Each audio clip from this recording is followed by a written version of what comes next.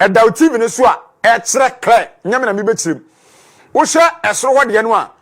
NDC 8 years a wo betena so di akonwa a wo se ukofra mantamu a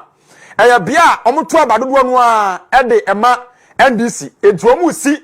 ho airport ede aboa adehye sele be ya wo mu free ho etu kwan ba Accra any part of the country ebetimi afa airplane ana air jet na omode aye adwuma no wo hwe soro picture na e wo soro no eya NDC for by 8 years no de omu si ye ede ma wo mu eno no ana hwe picture no a e wo fam no a na na de nkwagufu Dubai ya 2017 no so no eda na time NDC for si ya no atan enya papa ense adehye omo from antamu etu omo ya no modern aya na kama esiesie asidan kama ede amomtuhye de wo fam no a picture na wo fam no a eya nanu ya na de nkwagufu Dubai nanu ya ukọ from antamu a wo monto aba emfama MPP ukọ voter rate na wo hwe ya trend ye to aba e Ghana ha from 1992 ye to aba Ghana ha 1996 ye toy 2000 ye to aba Ghana ha 2004 ye toy 2008 2012 2016 ye to 2020 wo hwe aba ye to wo hwe ema NDC fonya edo asosene de MPP fonya e voter region records no ho NDC for by 8 years almost wo de party ni kura free voter region esan say Fifi Kojovi the former president the late General Rollins one one ni moja tie party no free voter region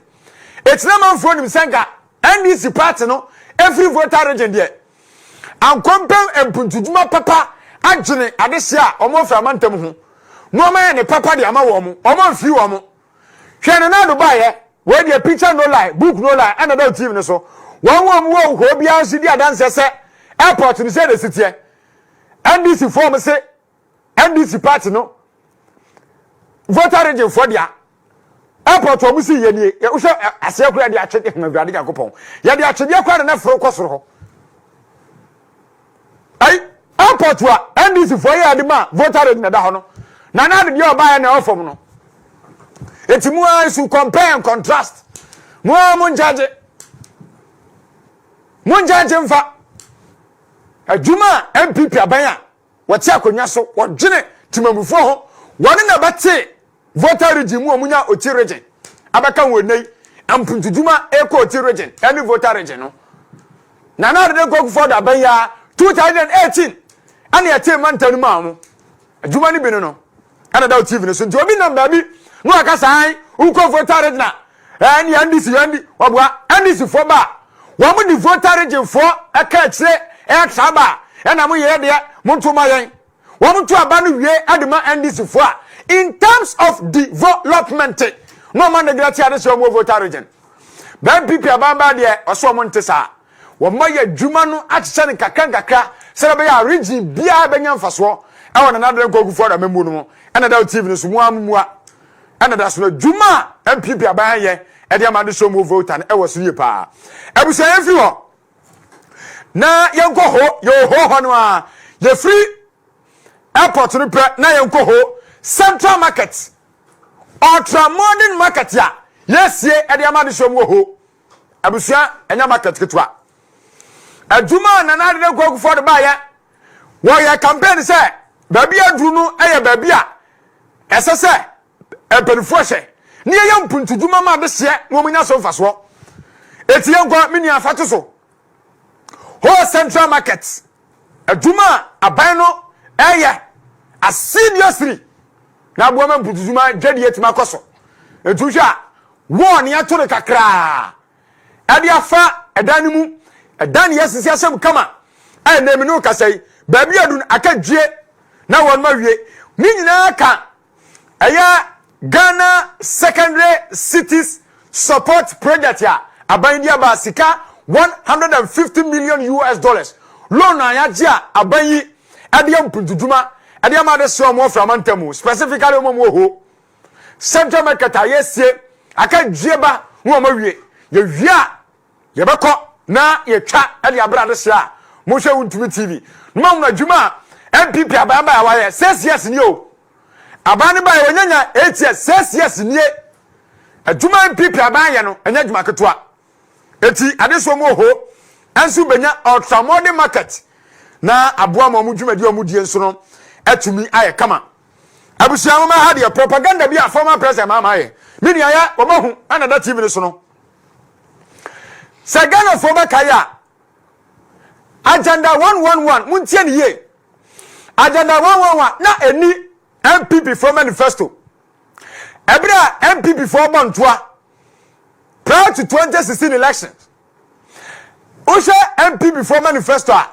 baby anu a awotwe hye se amoba won ba bi e fa agenda 111 abesisi hospitals bia okromia there's nowhere yanche ne baby a ana usha MPP for manifesto 2020 manifesto amoyeye e de ko mo second round Ghana for to abama mo nso a enimu baby a on records say MPP abanka say Ghana for to abama wo mo a ombo baby bi e fa agenda 111 na enim there is nowhere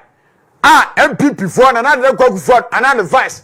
and parliamentary candidate bi akoja baby e ka say Ghana for to abam fama MPP wo mo ba wo me agenda 111 na bi ni ho saa na mo Ghana for ba kaya ebra in the year 2019 ana coronavirus therefore iba ye sa se wa China ewura mu ma Ghana 2020 March no muwa 12 March me kai yenya ya first case of Ghana ha ana coronavirus ba ye ewura ma nti ewura 2021 mu about 2 years ago ya ana ba ne yese no send your covid ba ye na twetwe amfisaba mu ene ade na ema yesu ade o mu nti no na ba bia obi yare ne ne ko na eden hospital na kakra bi nipa bebere yare o ma ne ya mo test ne ade na ho ade ana ba ye se no send your sia akra ne de ene wadi bibia ye fe na agenda 111 beba na wasisi hospitals ewo nkrontuo miamia hodo se de be ya going forward as a country that bia say yade bia buru so say ba yetimi nya ba bia kura adese ne ahwe omno manya nkwa ana ba ne agenda 111 bae ana ba ne say we need the space of about 2 years wo matimi dia wie project no agenda 111 sa promise no ana na de gogu for the year 2021 odi asobo fom e mo sha ase me kai kra if my memory will set me right as a santimeji ha enom dia asobo fom sha ase agenda 111 na ba bia unim ebi dia wie